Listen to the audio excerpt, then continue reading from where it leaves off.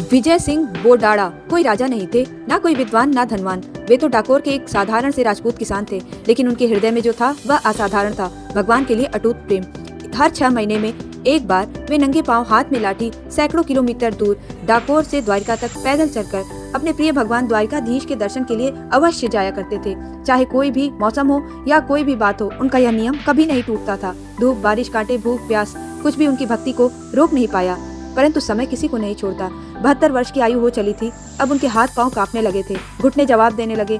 एक दिन उन्होंने भगवान के सामने हाथ जोड़ दिए, कहा, हे प्रभु, अब यह शरीर साथ नहीं देता। मन आज भी द्वारिका दौड़ता है, पर पांव चल नहीं पाते। उस रात भगवान द्वारिकाधीश स्वयं उनके स्वप्न में आए। मुस्कुराते हुए बोले, बोडाड़ा, अब तुम्हें इतनी दूर आने की आवश्यकता नहीं।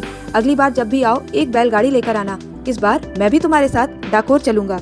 भक्त बोडाड़ा ने किसी तरह एक टूटी फूटी बैलगाड़ी का इंतजाम किया और उसे लेकर द्वारिका पहुँचे।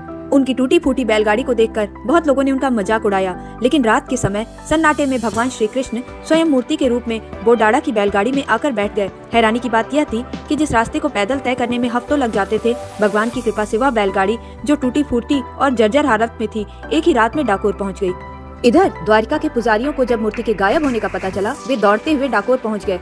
बोडाड़ा पर चोरी का आरोप लगाया। अंत में पुजारियों ने कहा, बोडाड़ा, अगर मूर्ति के वजन के बराबर सोना दे दें तो यह मूर्ति यहीं रहेगी। बोडाड़ा के पास क्या था? वह तो अत्यंत दीन किसान थे, ना ही धन था ना आभूषण। बोडाड़ा ने भगवान की तरफ देखा। भगवान ने इशारा किया, अपनी धन पत्नी से पूछो। पत्नी से पूछने पर उन्होंने अपनी अत्यंत पुरानी छोटी सी नाक की नथ उन्हें दे दी। बोली, मेरे पास तो यही है स्वामी। बोडाड़ा की आंखों में आंसू आ गए, क्योंकि उन्हें लगा शायद भगवान फिर वापस चले जाएंगे।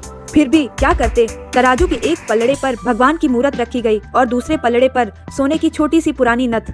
उस नथ को देखकर पुजारी उपहास करने लगे, इस नथ के बदले भगवान को ले जाना चाहते हो? परंतु चमत्कार हो गया। जैसे ही वह नथ तराजू के दूसरे पलड़े पर रखी गई, वह अत्यंत भारी होकर नीचे झुक गया और भगवान की मूर्ति ऊपर उठ गई।